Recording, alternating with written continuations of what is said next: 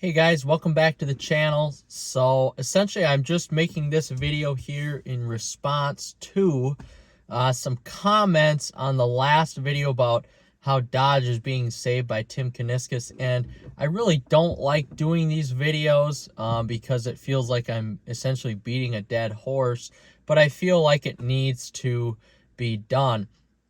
And when I say Tim Kuniskis is saving Dodge, or saving Chrysler, I should say, those big four companies under the Chrysler brand, Chrysler, Dodge, Jeep, Ram, I don't mean the electric version. Now, we all know why Dodge has to put electric vehicles out. It's just because of government regulations. That is stuff that needs to happen from all automakers. Now, we're looking at Toyota putting out electric vehicles, Subaru, Honda, and essentially they're taking different platforms from other brands, as in Honda and Acura with the ZDX and the Prologue, stealing, or paying, I should say, Cadillac for that Lyriq platform, or Chevy with the Trailblazer.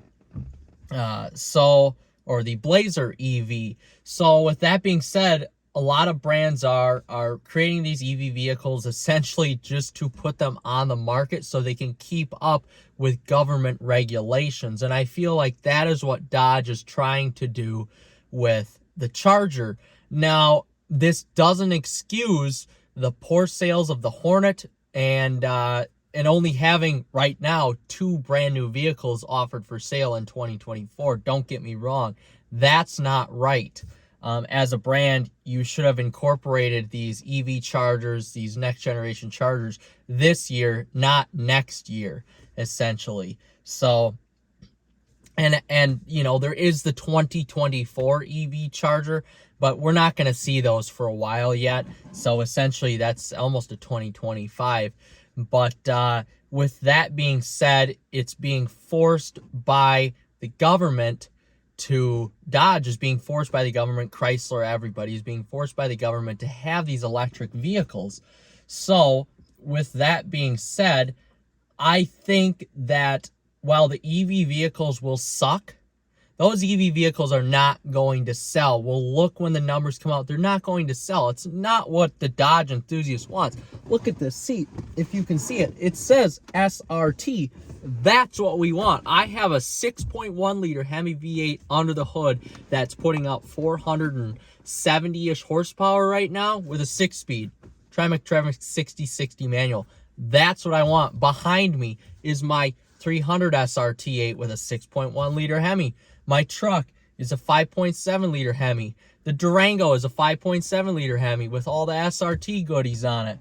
And that's what we want, essentially. We want that V8. So with that being said, there are some of us, though, that are intrigued by the Hurricane Inline 6. And that is what I think will save Dodge down the road. The Durango is getting redesigned. We already know that. It's probably going to look like the Wagoneer S that Jeep is going to do. So that's probably going to include that standard output and high output Hurricane Inline 6 engine. So with that being said, if they can figure out a way to outperform every other V6, inline 6, flat 6 out there, B, make it sound better, and C, make it better efficiency-wise than all those other engines out there, then they have a winning combination. Here's the thing. Where else is somebody going to go now to get a V8 engine? Mustang? That's it. Not a lot of us Dodge faithful are going to go out and buy a Mustang. That's not going to happen. Where else can you get a V8? Mercedes, Porsche, BMW, Audi. We're not buying any of those vehicles because they're out of our price range. And I say that with a little bit of asterisk on the side, because some of these Hellcats, these Red Eyes, these Demons, they're going for over $100,000 right now, which I think is just ridiculous.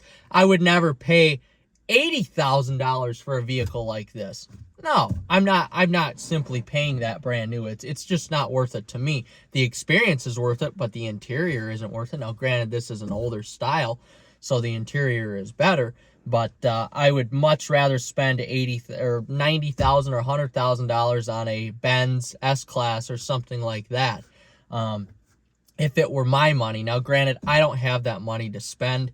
Well, I don't want to spend that money on a vehicle, so I'm not doing it. But getting back to the whole point, and as you can see, I got off topic, but going back to the inline six, if they can produce a product that is better than all the other competitors out there, then we as a consumer have no choice but to buy that product. Am I going to buy, let's just put it in today's terms, I can go out and buy a Durango RT Tone Go, let's just say, with the 5.7 liter Hemi, has all the SRT goodies and stuff like that. The exact same vehicle as what we have. Or I could go out and buy a Traverse, or an Acadia, or an XT6, or a BMW X5, Mercedes GLE. Like, what am I going to buy? I'm going to buy the Durango. Now, let's just fast forward 2 or 3 years. I buy that same Durango now with 550 horsepower at a price tag of $80,000, let's just say, $70,000 on the low end. So, am I going to buy the equivalent, which they don't have and they won't have, Traverse or Acadia with their 3.6 liter V6, or the BMW with whatever engine they have in that, or the Mercedes, whatever engine they have in that? Well, I'm not buying the Mercedes or the BMW because it's $30,000 to $40,000 more than what I'm going to pay for the Durango, and I'm not buying the GMC or the Traverse or the Ford Explorer ST because the performance isn't there. So we're stuck with what we have. That is my point. We're stuck with what we have. So my thought is that Dodge, or Tim Kuniskis, did an excellent job selling that Hurricane inline six engine, standard output, high output, because it's the only choice we have. And he could have been lame about it, but he was pretty excited about it. And I guess I am too. I'm not going out and buying one of these vehicles. It's not interesting to me. But let's just say now 10 years down the road, when I have more money built up, or let's just say people my age, 10 years down the road, when we have more money built up, when we're able to have a larger car collection, would I buy that after I test drove it? Possibly. We don't know. Possibly. But if it's going to be fast and if it sounds good, then yes, that is a for sure possibility that some of us may buy it. Now, I've never driven the Hurricane engine in the Grand Wagoneer, so I don't know about turbo lag. I don't know about fuel efficiency. You know, there's a lot of different alternatives there that I don't know about. So I essentially have to test drive it and leave my comments until then. But I think Tim did a great job at doing what he can or could with what Stellantis gave him. And he sold it really, really well. That's my thoughts on it. Now, with that being said, the electric vehicle is probably going to flop. But they have to have it because of government regulation. Just like Chrysler, I mean, all these vehicles, they have to have it because of government regulation. Now, with that being said, why not keep the 6.4 liter Hemi V8 or hear me out, keep the 6.2 liter supercharged Hemi V8. Keep that specifically for special models of the new Charger. And, you know, you sell it at a premium, or you sell it at a higher price. You know, you at least offer it to the customer, like Ford is doing with the Mustang or the Raptor R. You know, you're keeping the engine alive, but you're meeting your government regulations and your mandates with the EV vehicles. So everything, your carbon footprint is offset or whatever goes on there. So you're keeping your 6.2 liter alive in a Hellcat variant of the new Charger. I don't know why they couldn't do that. And to be frankly honest, they're dumb for not doing it, because you see other brands like Mercedes, like Ford, like Cadillac even. Now, granted, that engine is going away too. But GM is still putting V8s in all of their SUVs and trucks. So why did Stellantis decide to completely axe that Hemi and not give us any option at all for that 6.2 liter supercharged or the 6.4 liter? I don't know. But the product that we are given, I have to hold my reservations back until I actually see it, hear it, and try it. But the product that we are given looks good. It has the performance there with that 550 horsepower high output Hurricane inline six. And so far, it looks like a winning combination.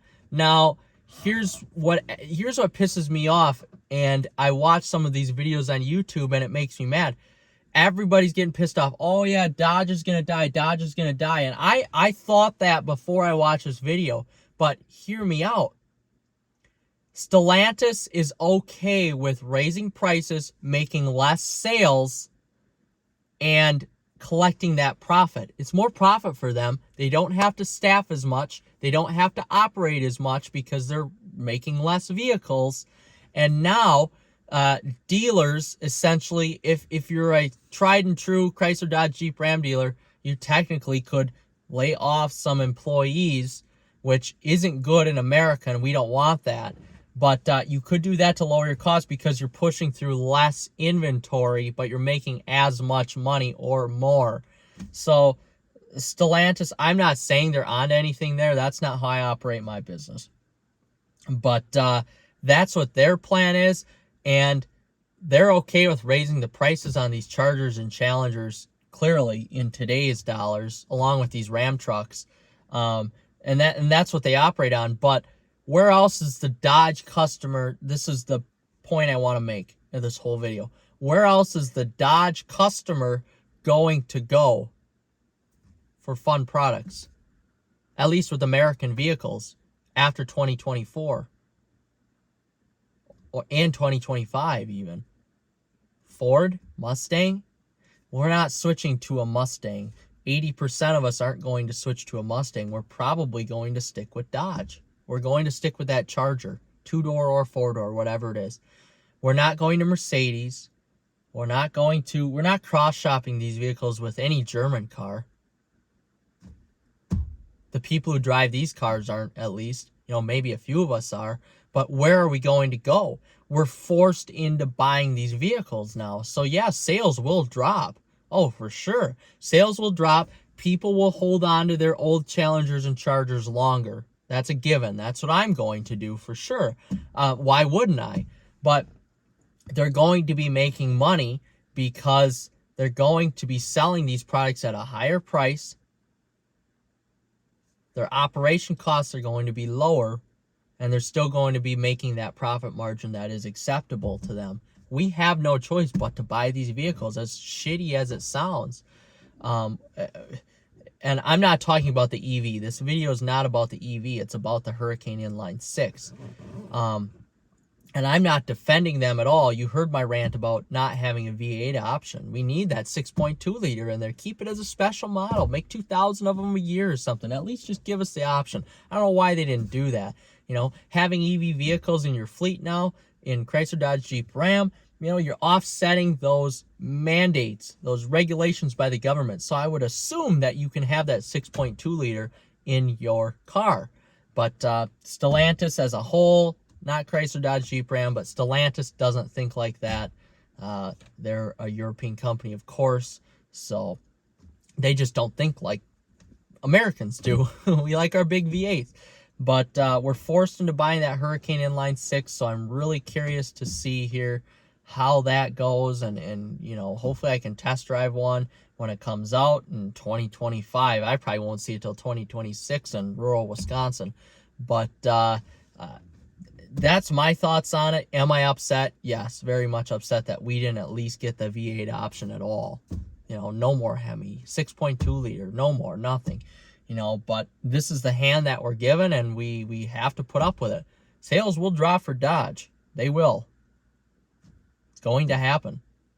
But we'll see what happens in the next few years with Dodge, with Chrysler, and the brand as a whole. So thanks for watching, guys. Like and subscribe. We're almost to 1,000 subscribers, and that would be sweet to get there. All right, guys, take care.